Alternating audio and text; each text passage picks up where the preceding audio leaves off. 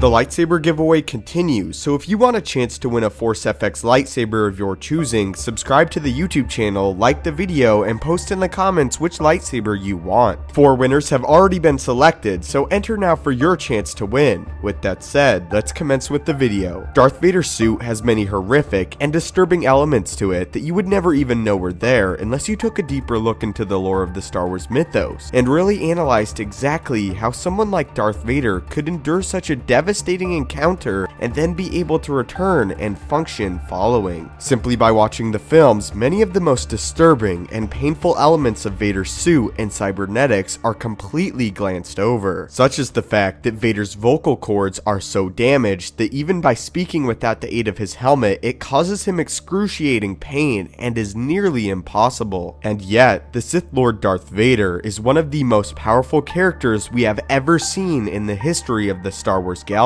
Today though, I wanted to touch on one of the most disturbing elements of Vader's suit, and in the following days we will be releasing several videos that detail the most horrific and nightmare-inducing elements of Darth Vader's cybernetics. For starters, I wanted to begin with the most painful part of Darth Vader's suit, that being his cybernetics. In order to use his cybernetics properly, Darth Vader had to undergo several surgeries without anesthetics that would scar the Dark Lord for the rest of his existence. In order for Vader to use his cybernetics properly, including his fingers and legs, he needed them to be connected to his brain. What this meant is that medical droids had to open up the skull and spine of Vader and surgically insert neural needles into them. Without these, Vader would be forced to manipulate his cybernetics only by using the Force, which was possible, but at the same time extremely taxing. So taxing in fact that Vader could only do so for a very limited amount of time. Unfortunately for Vader, these neural needles were also not a permanent part of the Dark Lord, as they were attached to the interior of Vader's helmet. What this meant is that every time Vader put on his helmet, these needles would again attach to Vader's skull in order to connect with his brain, and also connect with Vader's spine in order to connect his brain functions to the rest of his body. What this surgery essentially did was allow Vader to use his cybernetics just as he would normal limbs, as they were controlled by the functionality of his brain. Nonetheless though, in order to do this, each time Vader put on his helmet, the needles would be forcefully inserted into the head and neck of the Dark Lord. Because of this, Vader could also feel pain within his cybernetics, as we saw in Return of the Jedi when Luke Skywalker cuts the Dark Lord's hand off. Despite being extremely advanced, the process was also imperfect. Because they were not his real limbs and the connection was imperfect, his cybernetics would often snag on his living tissue, and each time they snagged, Vader's entire body would be jolted with intense pain. But that was the most painful aspect of Darth Vader's suit, and how every time he had to put on his helmet, painful needles would be inserted into his brain and neck. Stay tuned tomorrow as we explore another dark and lesser known aspect of the legendary Sith Lord's armor. And leave in the comments below what you think of this little detail and the fact that this is how Darth Vader connected with his cybernetics. Again, don't forget to enter the lightsaber giveaway. The rules are you have to subscribe, like the video, and post in the comments which lightsaber you want to win. If you have any future video suggestions, also feel free to leave them in the comments down below, as I go through them very often and it very well could be made into a future video. Thank you guys as always so much for watching. It means the world to me.